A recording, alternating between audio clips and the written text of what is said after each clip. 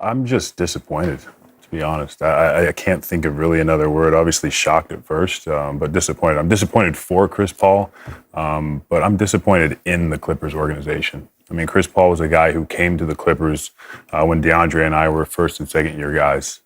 He brought a winning culture. He taught us how to operate in the NBA and how to take every game seriously, how to take your body seriously, that there was no detail that was too small. And we weren't perfect, right? Like we didn't ultimately win a championship. I know that. I'm reminded of it every day. And CP and I didn't always see eye to eye, but I'm disappointed because we got to a franchise that was synonymous with jokes, right? You heard the Clippers and you heard cursed. And again, we didn't win a championship, but we did create a culture and an environment that people respected. You know, every year you knew the Clippers were going to be competitive. And Chris Paul for 20 years has been the same player. He's been about winning. And you know, re-signing with the Clippers, this was supposed to be his moment. His you know, I'm coming back to LA. You know, I'm giving it one last go. And for him to not get to walk out on his own terms from the franchise that he chose to go to end his career is extremely disappointing. But I think the biggest reason I'm disappointed is what Chris said. No communication with Ty Lue. And even more than that, you know, no communication. I talked to CP Wednesday. I talked to him yesterday. I talked to him today.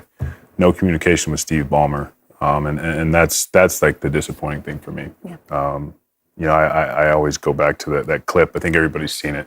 I was shooting free throws pregame and run off the court, and Steve Ballmer tries to come up and shake my hand, and oh, there it is again.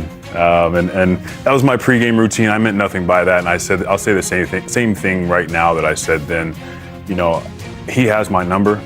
It could have been a situation where he just reached out, hey, I want to talk. And it doesn't change what happened, doesn't change how it happened, but it does give me a certain amount of closure, just because it's like, hey, we had to make decisions, he had to make a decision, and it's all good.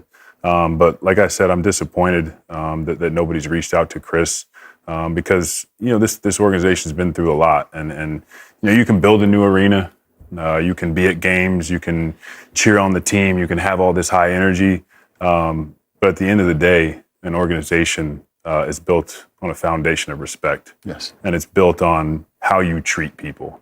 And I don't think that in this situation, Chris was treated right. So I'm sort of at a loss for words a little bit. I'm just disappointed. Yeah, I mean, of course.